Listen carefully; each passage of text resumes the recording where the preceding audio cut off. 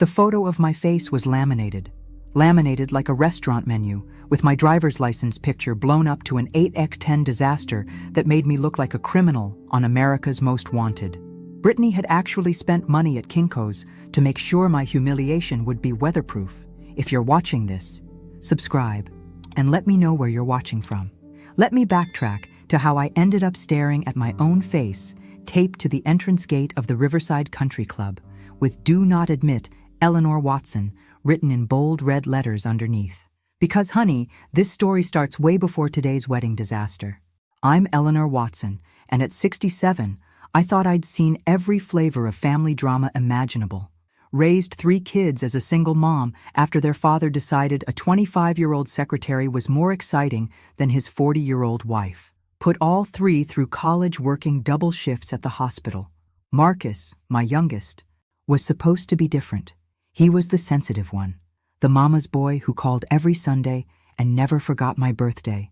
That was before Brittany Collins waltzed into his life 2 years ago with her perfect blonde highlights and her talent for making people disappear. The first sign something was wrong came last Christmas.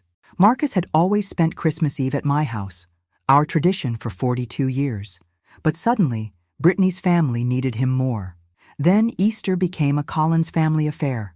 Mother's Day turned into, "We're so busy planning the wedding, Mom." Each excuse delivered with that apologetic smile that said everything and nothing. But the real kicker came 6 months ago when Marcus announced their engagement plans. Not to me directly, mind you. I found out through a Facebook post like any other acquaintance. The caption read, "She said yes, planning the perfect wedding with my perfect future wife." I called him immediately. "Congratulations, sweetheart. When's the big day?" "September 14th, he said, and I could hear Brittany's voice in the background coaching him. "It's going to be small, Mom. Just close family and friends." Close family. I let that sink in while staring at my phone. Apparently, the woman who gave birth to him, raised him alone, and paid for his college didn't qualify as close family anymore. "I'd love to help with planning," I offered, knowing the answer before I asked. "Brittany's got it all handled. She's very particular about her vision." Her vision. Not their vision. Hers. The wedding invitation arrived 3 weeks before the event. Not hand-delivered with excited hugs, not even mailed with love. It showed up in my mailbox between the electric bill and a pizza coupon. The envelope was addressed in Brittany's perfect calligraphy. "Mrs. Eleanor Watson and guest." And guest. As if I was some distant relative they felt obligated to include. I should have known then what I was walking into. Should have recognized the signs of a woman who saw me as competition for her husband's attention. But I'm old-fashioned that way. I believed family mattered. I believed my son would never let anyone treat his mother like garbage. Well, live and learn, and, as they say. So there I stood at 2 p.m. on September 14th, 2025, dressed in my best navy dress and pearl necklace, staring at my own face with a big red "Do Not Admit" stamped across it like I was some kind of wedding crasher. The young security guard looked as embarrassed as I felt. "Ma'am, I'm sorry, but I have strict instructions." "I can see that, honey." I pulled out my phone and took a picture of the sign. "Tell me, do you think this is normal wedding protocol?" His face turned red. I don't know, ma'am. I just follow orders." That's when I realized something that would change everything. This wasn't spontaneous cruelty. This was planned, calculated. Brittany had spent time and money ensuring I would be humiliated in the most public way possible, and that meant she was afraid of something. 20 minutes later, I was sitting in my car in the country club parking lot, scrolling through my contacts for a number I hadn't called in 15 years. My hands weren't shaking from hurt anymore.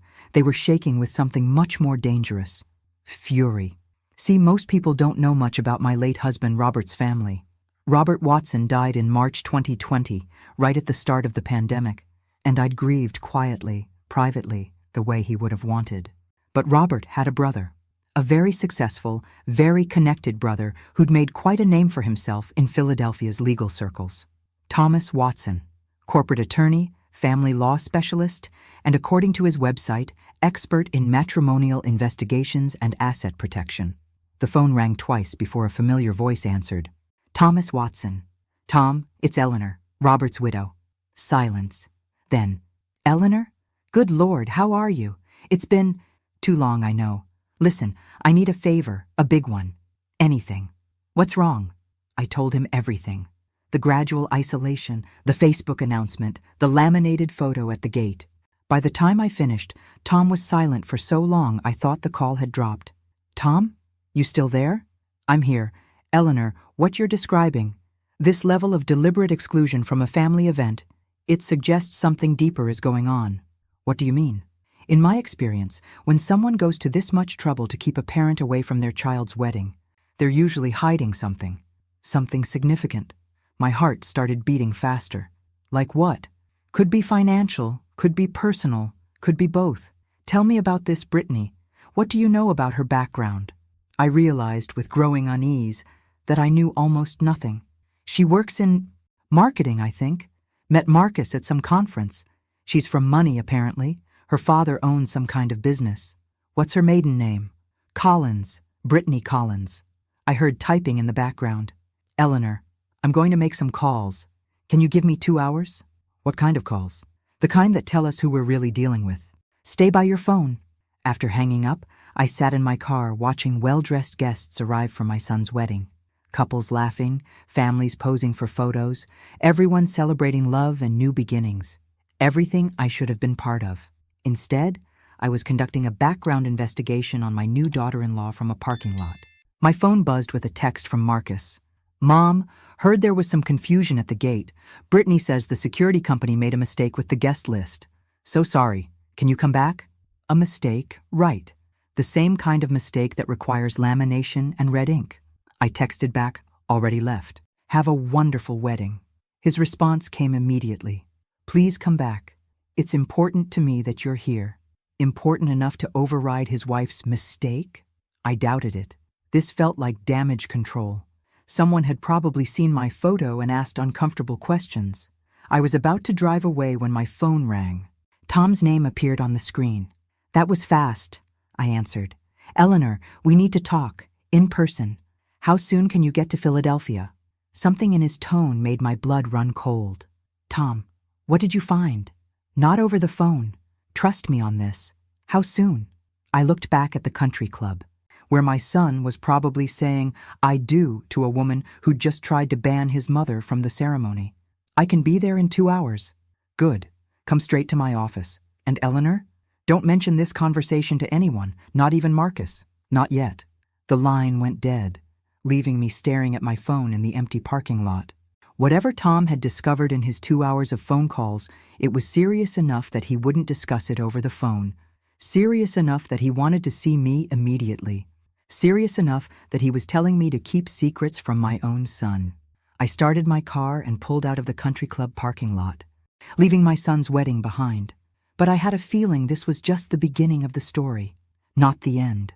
And somehow, I suspected Brittany Collins had just made the biggest mistake of her life. Tom's office in downtown Philadelphia looked exactly like what you'd expect from a successful family attorney. Mahogany everything. Law books that probably cost more than my car, and a view of the city that screamed, I win cases. He'd aged well since Robert's funeral. Still tall, still commanding, but with silver hair that made him look distinguished rather than old. The family resemblance to Robert was striking. Same intelligent green eyes. Same way of leaning forward when something had his complete attention. Eleanor, sit down. You want coffee? Water? Something stronger? Tom, just tell me what you found. He pulled out a manila folder thick enough to choke a horse. Brittany Collins isn't who she says she is. My stomach dropped. What do you mean? I mean her name is Brittany Collins now, but it wasn't always. 3 years ago, she was Brittany Mitchell. Before that, Brittany Rodriguez. And before that, he flipped through papers. Brittany Chen. She's been married before? 3 times, all to wealthy men. All marriages ended in divorce settlements that left her significantly better off than when she started. I felt the room spin slightly. You're saying she's a professional wife? Yes. What's more interesting is the pattern. She targets men who've recently lost parents, particularly men who stand to inherit significant assets or life insurance payouts. The words hit me like ice water. Robert's life insurance. The policy that paid out $750,000 when he died. Money that would eventually go to Marcus as my sole heir. Tom, Marcus doesn't have that kind of money. He's a middle management accountant. Tom's expression grew darker. Eleanor, what exactly did Marcus tell you about how they met? Some conference. A business thing, I think. It was a grief counseling seminar. Young widows and widowers rebuilding after loss. Except Marcus wasn't a widower. My hands started trembling. What? The seminar was specifically for people who'd lost spouses. Marcus attended 3 months after your husband died, claiming his wife had died in a car accident. He met Brittany there. But Marcus was never married. Exactly.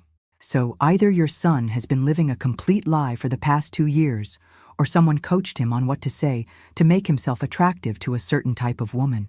I thought about the changes in Marcus after he started dating Brittany. The new clothes, the new apartment, the sudden interest in investments and building wealth. The way he'd started asking careful questions about my finances, my insurance policies, my plans for retirement. There's more, Tom continued. Brittany's last husband, Michael Collins, died in a boating accident 6 months after they married.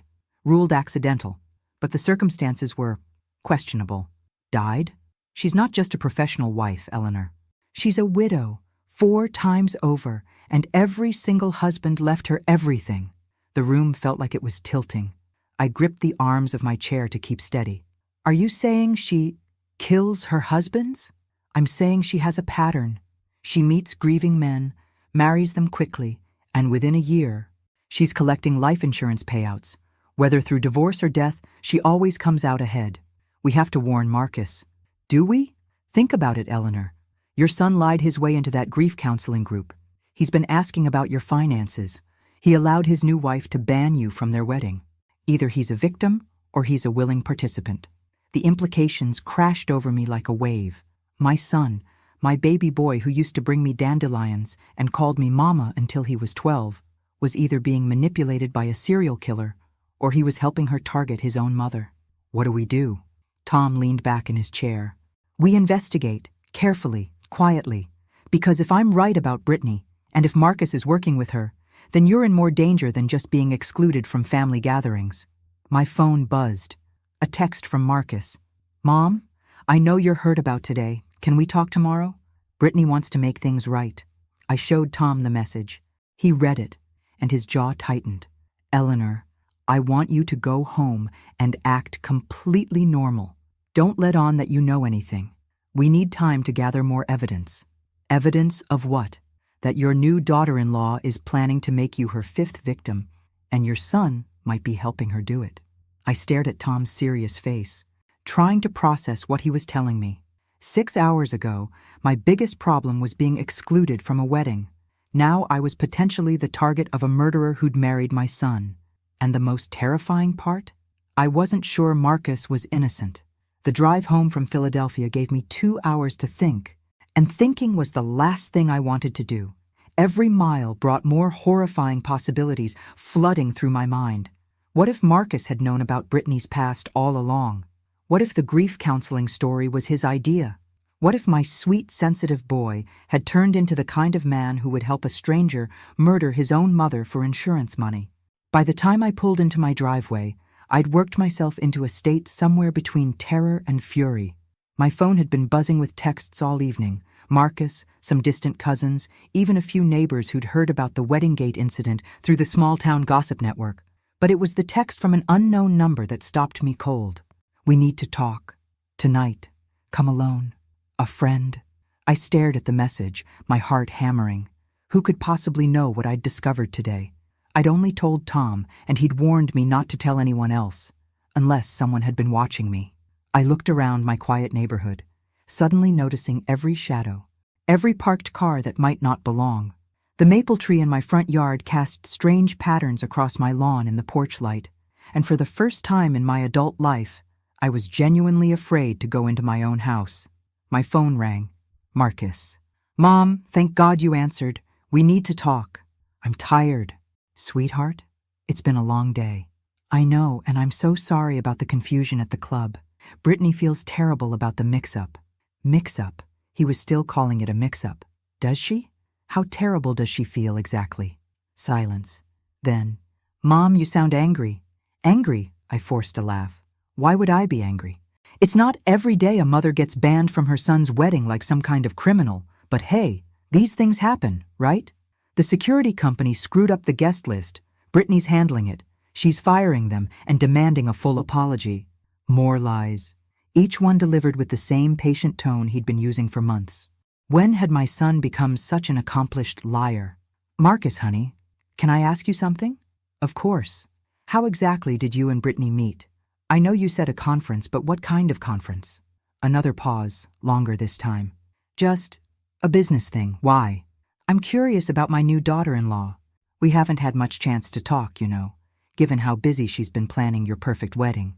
Mom, his voice carried a warning I'd never heard before. What's really going on? You've been acting strange for weeks. Strange? I'd been acting strange.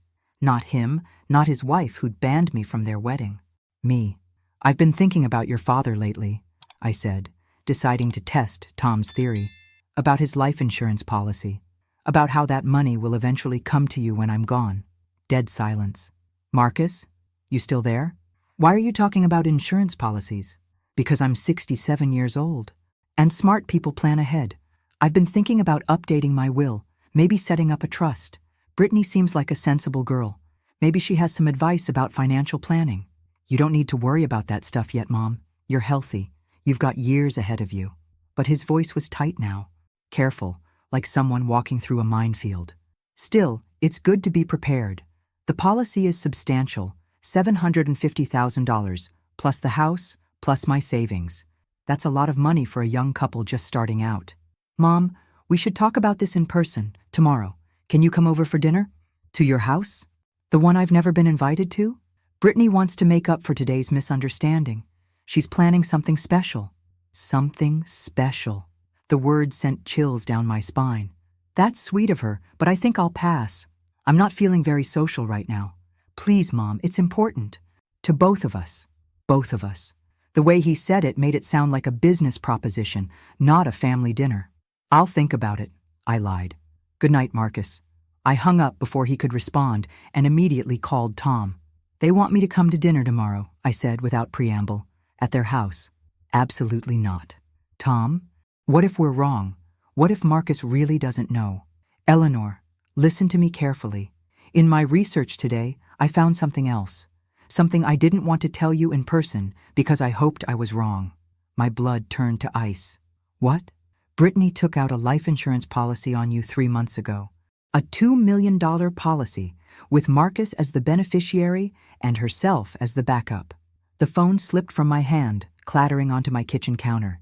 She'd taken out a life insurance policy on me 3 months ago, before they were even engaged, which meant she'd been planning this since the beginning. And Marcus had to know about it.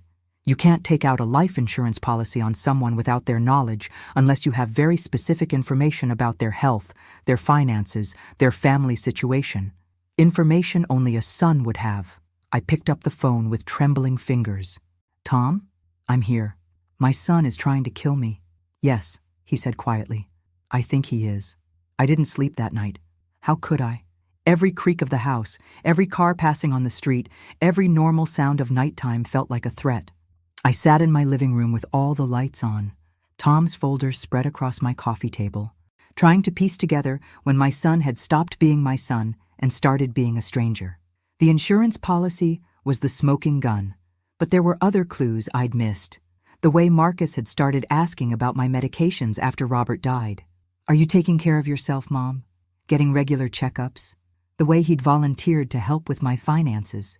Let me handle the bills, Mom. You're grieving. You shouldn't have to worry about this stuff. I'd thought he was being caring, protective. Instead, he'd been gathering information for his wife's business plan. At 6 a.m., exhausted but wired on adrenaline and coffee, I made a decision. I was going to their dinner tonight, but not alone and not unprepared. First, I called Tom. I need you to do something that might not be strictly legal. I'm listening. I need you to bug me, wire me up, record everything. If they're planning to kill me, I want evidence. Eleanor, that's incredibly dangerous. More dangerous than ignoring this and hoping it goes away? Tom, that woman has killed 4 husbands. She's taken out a $2 million life insurance policy on me. My son is lying to my face about how they met. I'm already in danger. At least this way, we might be able to stop them. Silence. Then, I know someone. Former FBI. Does private security now. He can set you up with recording equipment that looks like jewelry. Good.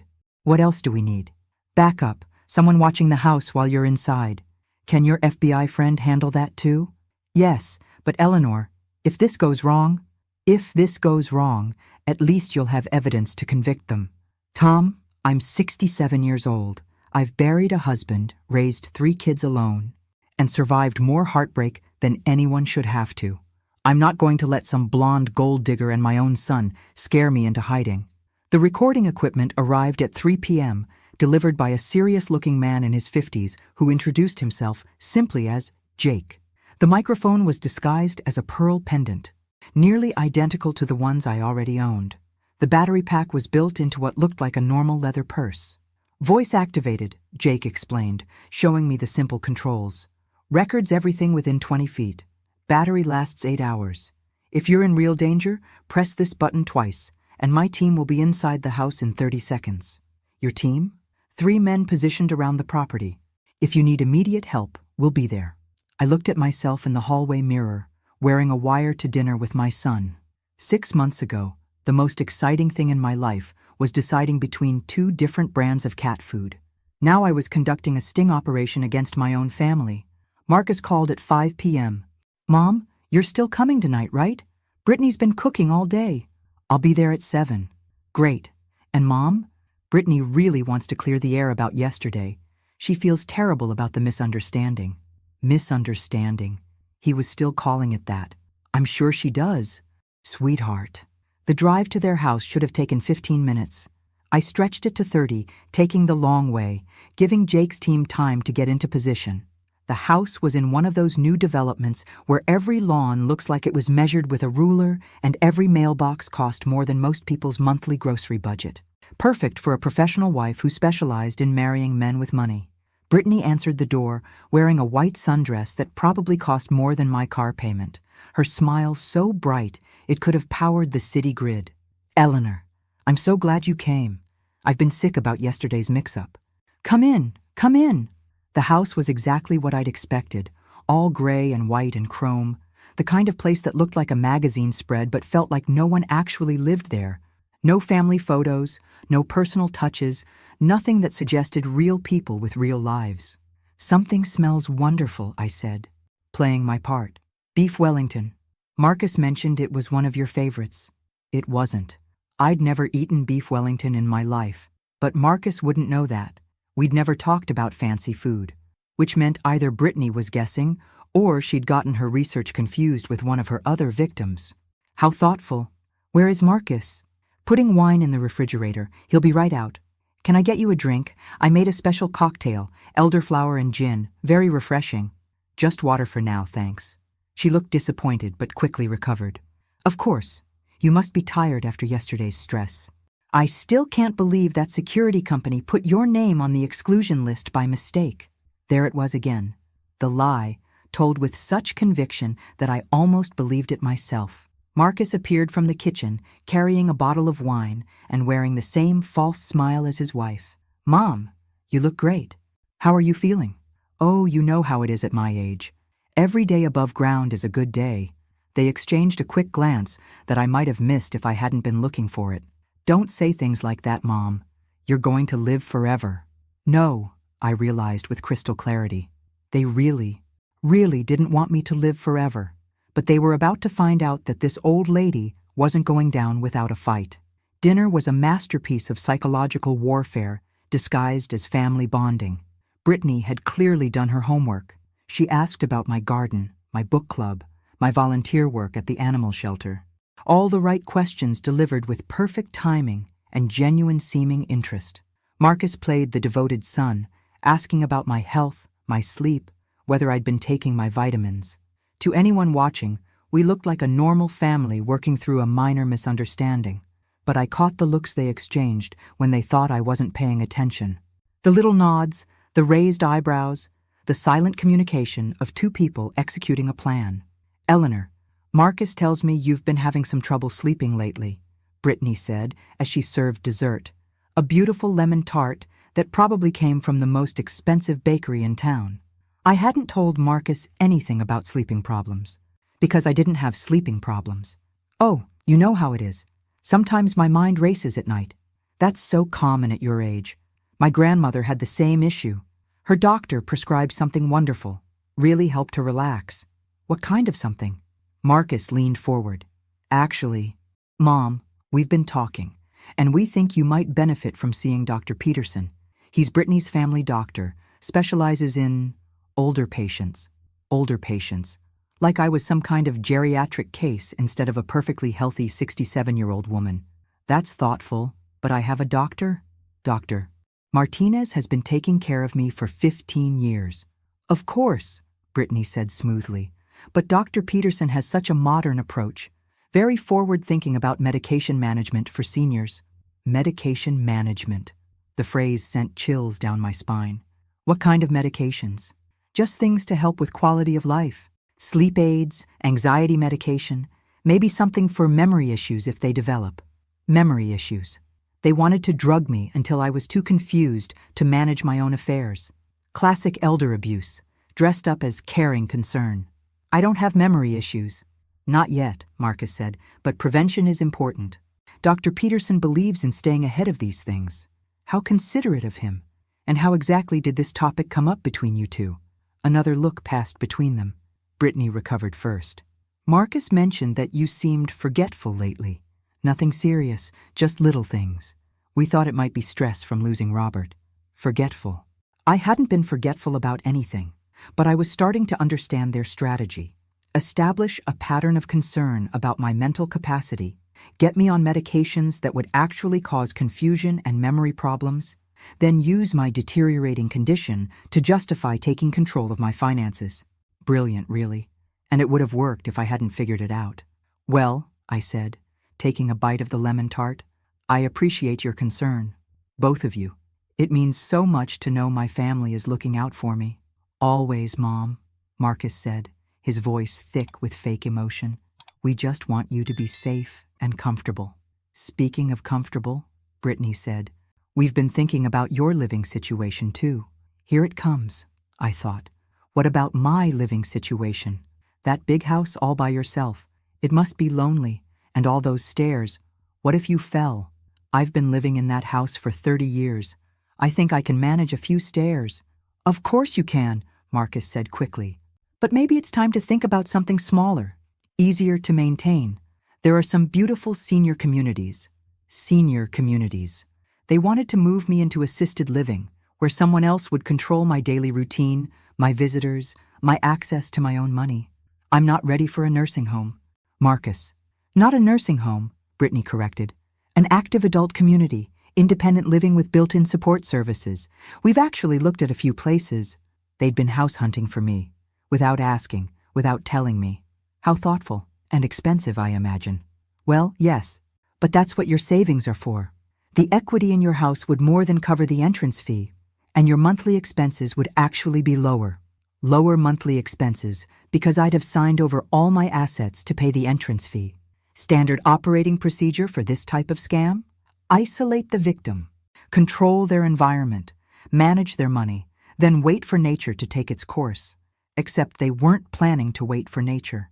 It sounds like you've given this a lot of thought, I said carefully.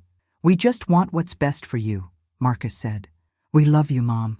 Love. He said it like he meant it, looking directly into my eyes with the same earnest expression he'd worn as a child when promising he hadn't broken my favorite vase. But this time, I knew he was lying. And more importantly, he didn't know that I knew. Which meant I had one advantage in this deadly game.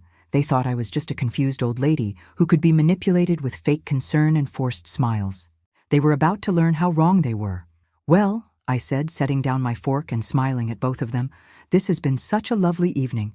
Thank you for including me in your plans for my future. It's so nice to know you're both thinking about what's best for me. The look of satisfaction that passed between them told me everything I needed to know. They thought they'd won, but the game was just beginning. I left their house at 9:30 p.m. with hugs, promises to think about their suggestions, and a doggy bag of leftover beef Wellington that I planned to feed to my neighbor's garbage disposal. The recording device had captured every word, every pause, every carefully orchestrated manipulation. Jake was waiting in my driveway when I got home, leaning against a black SUV like some kind of suburban secret agent. "How'd it go?" he asked as I approached. "They want to drug me, move me into assisted living, and manage my money until I conveniently die of natural causes.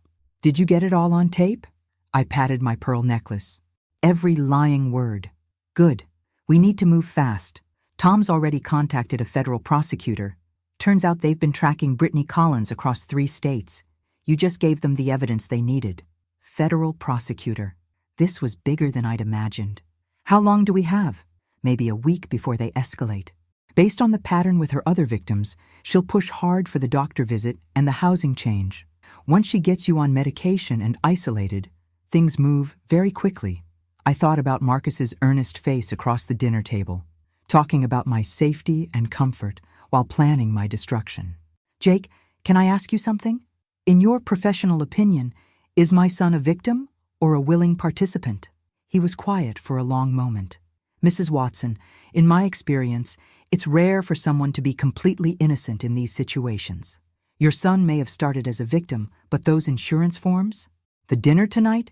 He's in it now, whatever his original intentions were." The words hit harder than I'd expected. Some part of me had still been hoping Marcus was just manipulated, confused, led astray by a master manipulator. But the evidence said otherwise. What happens next? Tom will call you tomorrow with a plan. For now, act normal. If they contact you, be agreeable, but don't commit to anything specific. And Mrs. Watson? Don't eat or drink anything they give you. Nothing. After Jake left, I sat in my kitchen with a cup of tea, staring at the recording device. Such a small thing to contain such enormous betrayal. Tomorrow, I would have to face my son knowing he wanted me dead. Tomorrow, I would have to pretend everything was normal while federal agents built a case against my own family. But tonight, I was just a mother, grieving the loss of a child who was still alive. My phone buzzed with a text from Marcus. "Thanks for coming tonight, Mom. Brittany was so happy to finally connect with you. Let's talk about Dr. Peterson tomorrow?" I stared at the message for a full minute before responding. "Had a lovely time. We'll think about everything we discussed." His reply came immediately. "Love you, Mom." 3 words that should have warmed my heart. Instead, they felt like a knife twisting in my chest. I turned off my phone and went to bed, but sleep didn't come. Instead, I lay in the darkness thinking about the little boy who used to climb into my bed during thunderstorms, who cried when he accidentally stepped on a butterfly, who told me every day until he was 8 that he was going to marry me when he grew up. Somewhere along the way, that little boy had become a man who could look me in the eye and plan my murder. And the worst part? I still loved him. Tom called at 7 a.m. with news that made my coffee taste like acid. The prosecutor wants to move fast. They're planning arrests within 48 hours. Both of them? Brittany, definitely. Marcus, they're still building the case. But Eleanor, there's something else. Something we discovered overnight. I gripped the phone tighter. What now? Brittany's first husband, the one who supposedly died in a car accident 5 years ago. He didn't die. He's alive, living in witness protection. And he's been helping the FBI track her ever since. The room started spinning. What? David Chen faked his death to escape her. She'd been slowly poisoning him with prescription medications, the same pattern she used with the others. He figured it out, went to the FBI, and they helped him disappear while building a case against her. So she thinks she's killed 5 people. But she's only actually killed 4. 3. Michael Collins, the boating accident victim. Also alive, also in witness protection. Eleanor, this woman is sloppy. She's gotten away with it because she moves frequently and changes her name. But she's not as smart as she thinks she is. A bitter laugh escaped me. Smart enough to fool my son. About that, the FBI wants to offer Marcus a deal. Testify against Brittany, admit to his role in the conspiracy, and he'll do minimum security prison time instead of facing murder conspiracy charges. Prison time. My son was going to prison. How long? 2 to 5 years. Probably out in 3 with good behavior. I closed my eyes, trying to process it all. 3 years. Marcus would be 45 when he got out, still young enough to rebuild his life, if he was smart enough to take the deal. What if he doesn't cooperate? Then he goes down with her. Murder conspiracy, insurance fraud, elder abuse. He's looking at 20 to life. 20 to life for trying to kill his own mother. Tom, I need to see him before the arrests. I need to give him a chance to do the right thing. Eleanor, that's incredibly dangerous. If he's desperate, he's still my son. Maybe, underneath all this, he's still the boy who used to bring me dandelions. Maybe he can still be saved. And if he can't? I thought about that for a long moment. Then at least I'll know I tried. Tom arranged a meeting for that afternoon. Neutral location, FBI surveillance, every precaution possible. But I insisted on seeing Marcus alone first, giving him one last chance to confess, to choose his mother over his murderous wife. The coffee shop was nearly empty at 3 p.m. on a Tuesday. Marcus was already there when I arrived, sitting in a corner booth with his back to the wall. He looked terrible, pale, exhausted, like he hadn't slept any better than I had. Mom, thanks for meeting me. We need to talk about last night. Yes, we do. Brittany's concerned that you seemed resistant to our suggestions. She thinks maybe we came on too strong. Still lying, still manipulating, even now when everything was about to fall apart. Marcus, I'm going to ask you a question, and I want you to think very carefully before you answer. Okay? Do you know who your wife really is? His face went very still. What do you mean? I mean, do you know about her previous marriages? Her previous names? Her previous widowhoods? The color drained from his face completely.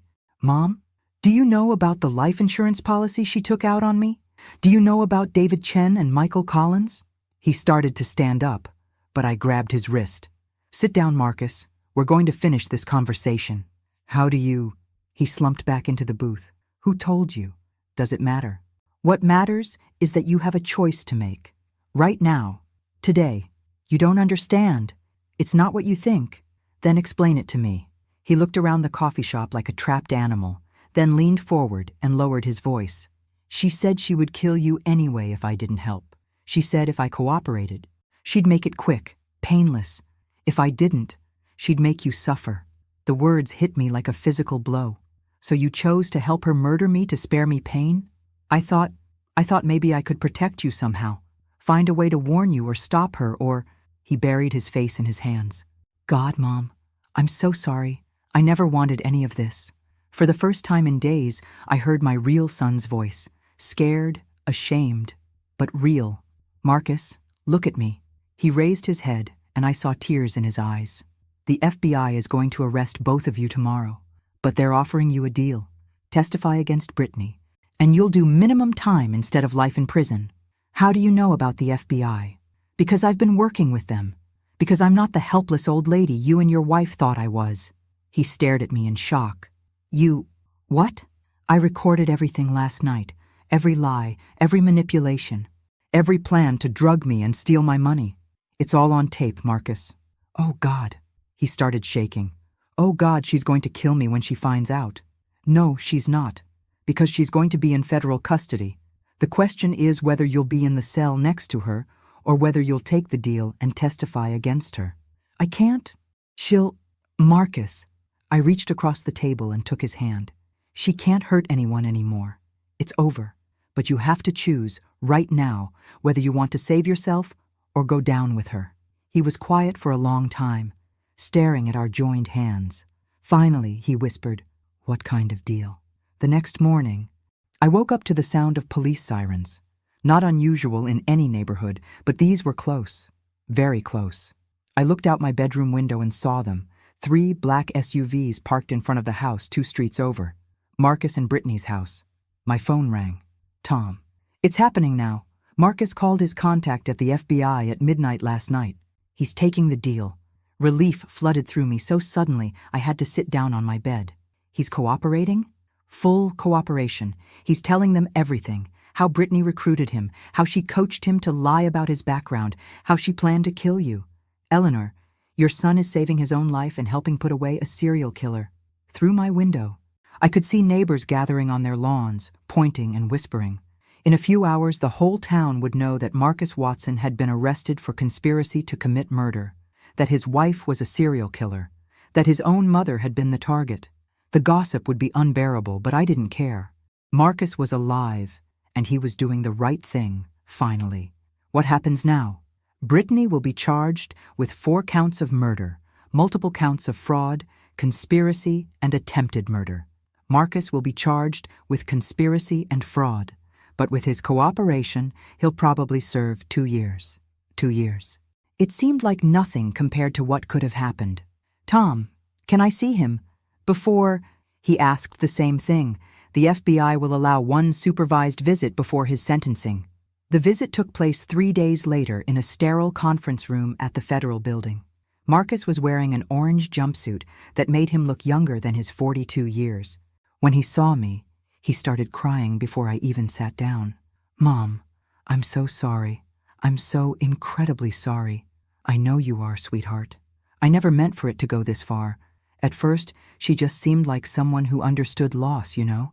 She said she'd lost her husband too, said she knew how it felt to be alone."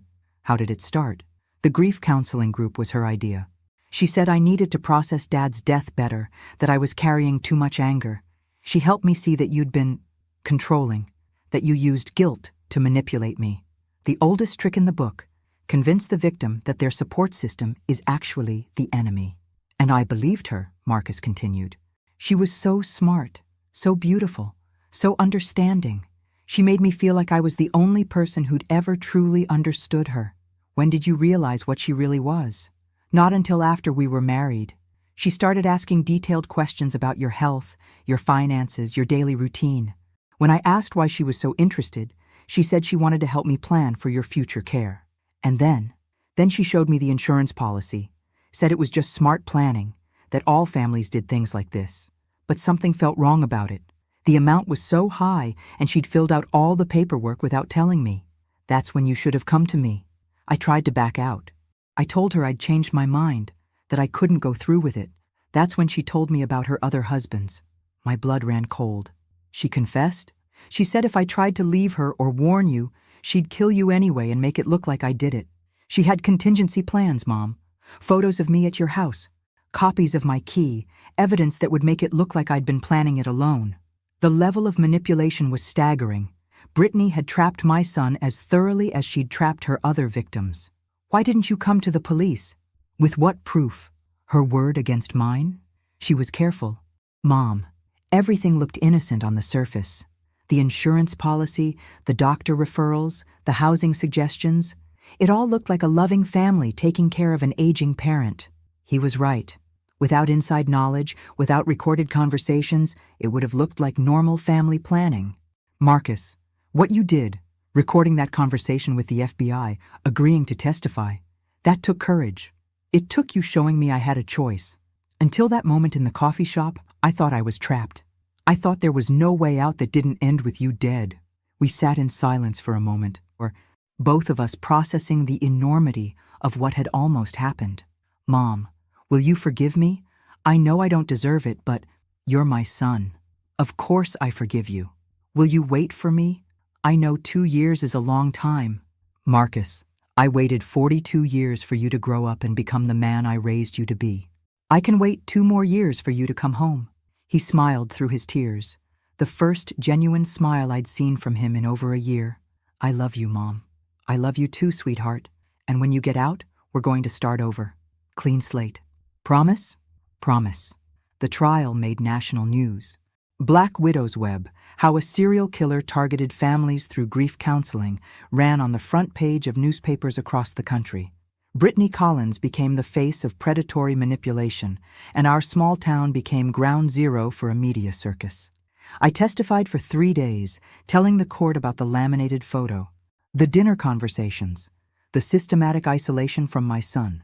The prosecution used the recordings from that final dinner to devastating effect, playing Brittany's voice as she discussed medication management and housing changes with chilling calculation. Marcus testified for 2 days, detailing how Brittany had recruited him, manipulated him, and ultimately threatened him into compliance. His testimony was crucial. in establishing her pattern of operation and her psychological control techniques. The defense tried to paint Marcus as the mastermind and Brittany as another victim, but the evidence was overwhelming. David Chen and Michael Collins, her supposedly dead husbands, testified via video link from witness protection. Their stories were eerily similar to what she'd attempted with Marcus and me. Brittany showed no emotion throughout the trial. She sat at the defense table in a conservative blue suit, taking notes and whispering to her lawyers as if this was all a minor business disagreement. Only once did I see her mask slip, when the prosecutor played the recording of her discussing my memory issues and need for medication management. For just a moment, her eyes met mine across the courtroom, and I saw pure rage. The jury deliberated for less than 4 hours, guilty on all counts. 4 life sentences without the possibility of parole. Marcus was sentenced 3 weeks later to 2 years in minimum security federal prison, followed by 3 years of supervised probation. He would serve his time at a facility in North Carolina that focused on white-collar criminals and first-time offenders. As I watched my son being led away in handcuffs, I felt a complex mix of emotions. Relief that justice had been served, grief for the years we'd lost to Brittany's manipulation, hope that he would use his time in prison to truly understand what he'd done and why. But mostly, I felt proud. Proud that when it mattered most, when he had to choose between saving himself and doing the right thing, my son had found his moral compass. The media attention died down after a few months, but the impact on our small community lingered. Property values dropped in Marcus and Brittany's neighborhood. The grief counseling center where they'd met implemented new screening procedures. Several families came forward with their own stories of financial manipulation by people they'd trusted. I became something of a reluctant expert on elder abuse prevention, speaking at community centers and senior living facilities about the warning signs of financial exploitation. It wasn't a role I'd ever imagined for myself, but it felt important. If my story could prevent even one family from going through what we'd experienced, then something good had come from the nightmare. The insurance company, after much legal wrangling, returned the premiums paid on the policy Brittany had taken out on my life. I donated the money to a nonprofit that helped families of financial crime victims. Tom and I grew closer during the trial, bonding over our shared concern for Marcus and our determination to see justice done. He'd lost his brother Robert, but he'd gained a sister-in-law who appreciated his legal expertise and his dry sense of humor. 6 months after the trial, I received an unexpected visitor. David Chen, Brittany's first victim, had come to thank me in person. "Mrs. Watson, I wanted you to know how grateful I am for your courage," he said as we sat in my living room. "If you hadn't stood up to her, if you hadn't gathered evidence, she would have kept killing. You'd already survived her once. You were the one who went to the FBI first. But I couldn't prove she was still active.